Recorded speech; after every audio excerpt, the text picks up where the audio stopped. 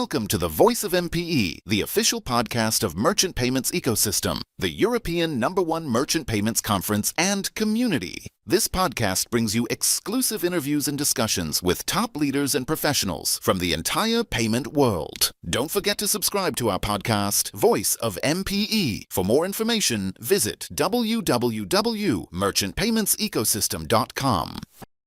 So here we are at the MPE. I'm delighted to have on some really fantastic guests here today. I'll start with Joe. Joe, how are you?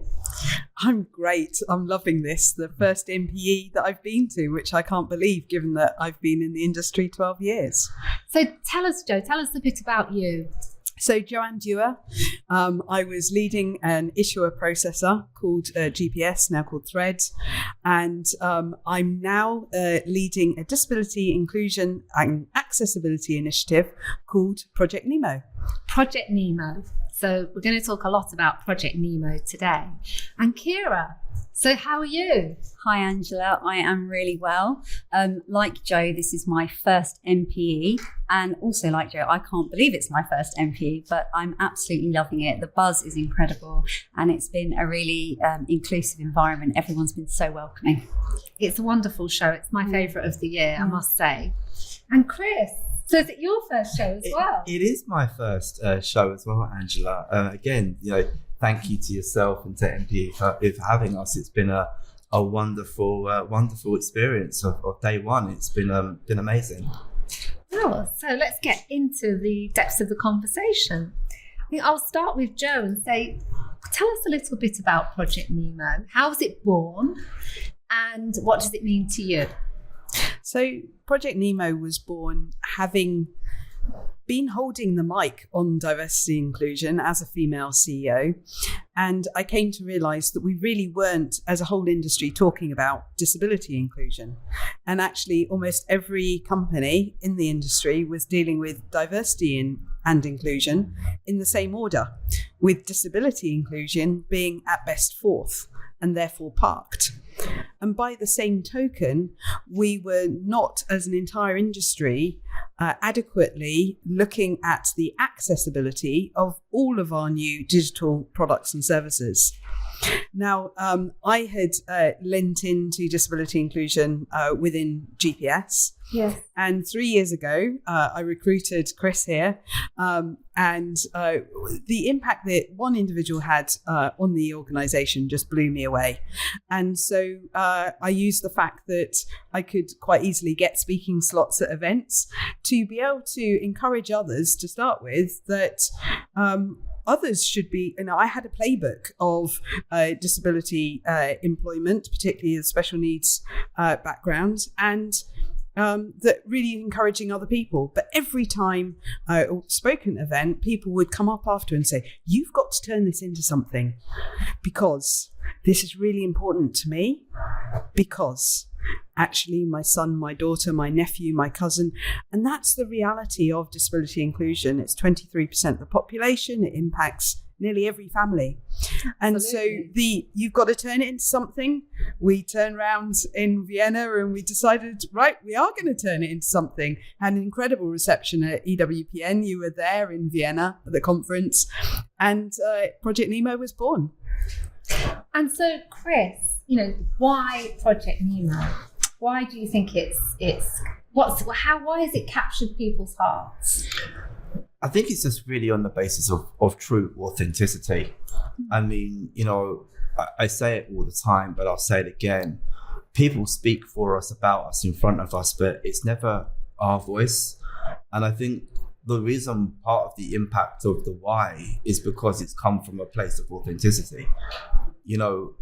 When Joe, gave me the opportunity to work at GPS, now Threads, I didn't know what I was going to be expecting, right? And to think 3 years later to be co-founding a project that, sitting in a room, through so many different individuals and walks of life, just shows you the why and the impact that it's having on the industry. As Joe rightfully said, people that be coming up to us and say, my son, my daughter, and how you've inspired me. But it's what impact it's actually had on me as well.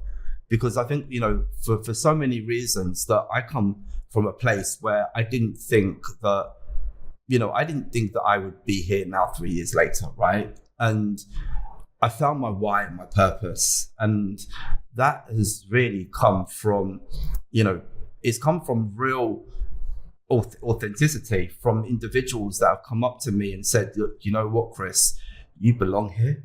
And I've never been in a place where I can truly say that I belong. And I think that's what, for myself, and, in that learning and, not just, encouraging, organizations and individuals and their learning, it's the learning that it's giving me as well. And I think that's the beautiful part of the why and Project Nemo is really having the impact that it's having. And how is it driving change in fintech accessibility, Joe? I think to start with, we've just got the conversation started. Yes. We're trying to take the industry to just open their eyes to what they may be missing out on. I think as a whole industry, we've had, if you pardon the pun, a collective blind spot on, we've had an assumption that somehow disability is about people in wheelchairs, and therefore our new digital products and services that you can access on your mobile phone, that you can access from your bedroom, are accessible to everyone, not being mindful of the needs from a digital accessibility perspective. So thinking about visual impairment, hearing impairments, dexterity issues, cognitive challenges. There's a whole huge variety of different types of consideration. And so without really being mindful as to creating products that are truly accessible, we're at risk of inadvertently creating new types of exclusion, and no one intends to. So the start point's really just a wake-up call of, have you even considered this?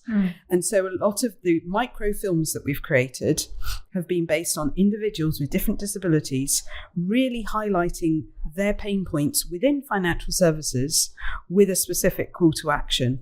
And then we're following that up with provision of training through relationships with various partners, to then also providing the lots of different tips and tricks of getting started that require, no budget, no prior skill, no knowledge, just helping people just lose that fear of leaning into the disability conversation. Yeah, you're opening us all up to be able to have this important conversation, and it's starting, and we're hearing it everywhere. It's made a real splash. I mean, tell us what you've achieved in the last 12 months since you started this campaign. Well, I think I've now had nearly 45 speaking slots at different events since the end of April, which is pretty enormous.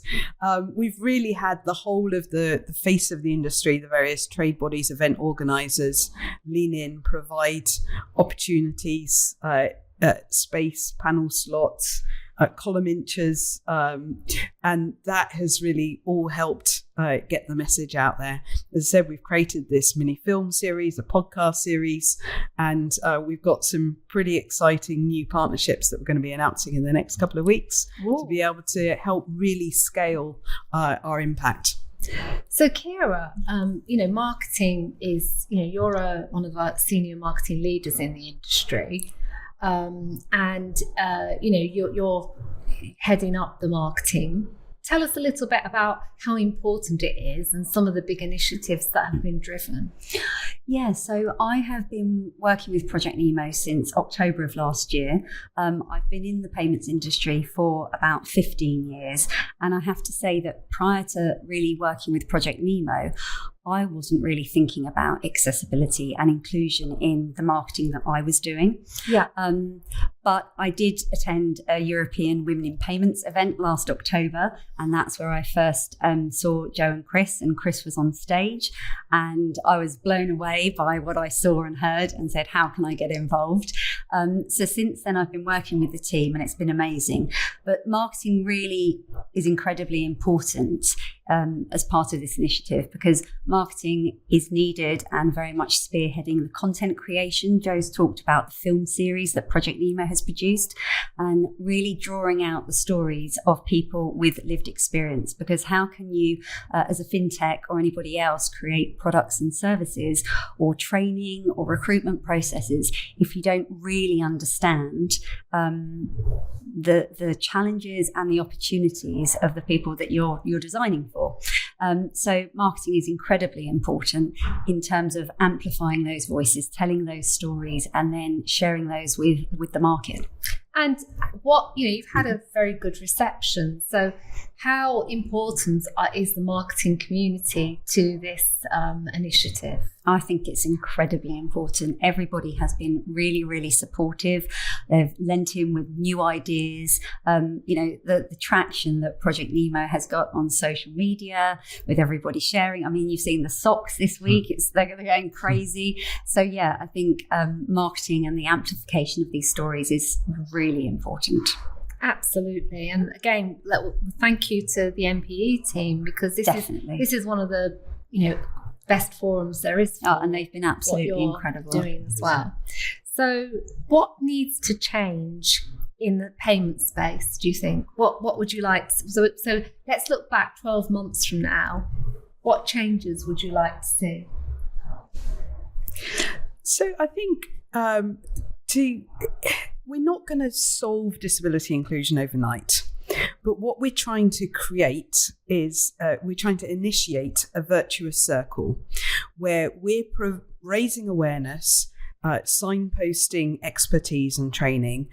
Companies lean in, receive that training, make changes, share the changes and improvements that they're making, showcase through accessibility related panels at events like this, or have new disability inclusion awards. That then encourages others to lean in, and the circle sort of goes around. So we sort of slowly, through an adoption curve perspective, get more and more companies involved. Meanwhile, the companies that are involved are moving further and further along the disability inclusion journey, which might start with just looking at the accessibility of their website, or how the buttons on their app are labelled, or whether they've put captions or alt text on the infographics that they use. But as they lean in and understand and learn more, they may take their own journey further forwards. And I think to add to that as well, I think that it can be really small steps. So just looking in your own organisation and seeing who might have some accessibility needs and how can you learn from them. And also as leaders in organisations, showing the organisation that it's okay to talk about have these conversations and not to be fearful, and don't worry about getting things wrong as long as you're coming from a good place. Absolutely. And I think, just to add on to that as well, when you were there at EWPN 2 years ago in Vienna, and Joe said something that was extremely important, and that was passing the mic. And I think that's what I want to be seeing more of. I want to be able to pass the mic, not just to myself, but to other people with disabilities, to kind of widen the conversation, because it can't just be coming from one person or one organisation. We need to amplify that voice too, so it spreads the word even wider. And I think that's how we're going to truly have the mass impact that we really need to see. So if anybody wants to get involved in Project Nemo, how do you get involved? That Kira, yours was a great example of you put yourself forward. Yeah. So you stepped up for it. Absolutely. And we know there's lots of people, doing that. Mm-hmm. But, for the brands that, for the support from the brands, which we're seeing, how does what's the mechanism for them? What would you like them to do? So I think, we're not a consulting organisation when we haven't got anything to sell. We're trying to drive a call to action. So we can't necessarily personally go in order to be able to support organisations. But what we want them to do is engage with the materials that we're creating, actually connect with the disability expertise and consultants that are out there in market, gain the understanding, make some improvements, changes, and then share their learnings to be able to encourage others to do the same. The other piece I just wanted to pick up on is there's two sides to the same coin of accessibility and inclusion. One is the customer side of things, and the other is from an employment perspective. And I really think that at the moment, we've got an underrepresentation of disabled employees across this whole industry. And so we haven't had those voices there calling out the fact, actually, we're making products and services that are inaccessible. So we really need to address that side of the coin as well. And I can just I can't reaffirm enough how having really diverse voices at the table, creating vulnerability as leaders, showing empathy, showing a human touch, will have such a positive, joyful impact on an entire team. And finding stories linked to maybe relatives of team members that mean that you actually engage on a human level with a topic, an issue, an area for improvement, that you then go on a journey together. It can be so galvanizing for a team. It can be so joyful. And that's what we're all looking for in the world at the moment, is just ways to bring a bit more joy and togetherness to the team. And I really think this can be one way of doing so. One thing that defines us all is our humanity. And what I see here in the room is a really lovely example of some exemplary humanity between the three of you, and then the broader ripple effect that you are having on the industry. So I think on that note, I'd like to say thank you very much to all three of you. I'm very excited to see what happens in the next 12 months and for your announcements coming through. And just to let you know that you have the full power and backing of the entire industry. Even though I'm speaking for the entire industry, I really believe that. And we will support and we will watch this go from strength to absolute strength. Thank you very much, everybody. Yeah, thank you, Angela, and thank you to MPE, who have given us such a wonderful platform. Thank you for tuning in to the official MPE podcast. If you've enjoyed today's episode, hit the subscribe button to stay ahead of the payments game. For even more content, connect with Merchant Payments Ecosystem on our official social media channels. Subscribe to our newsletter. See you at www.merchantpaymentsecosystem.com.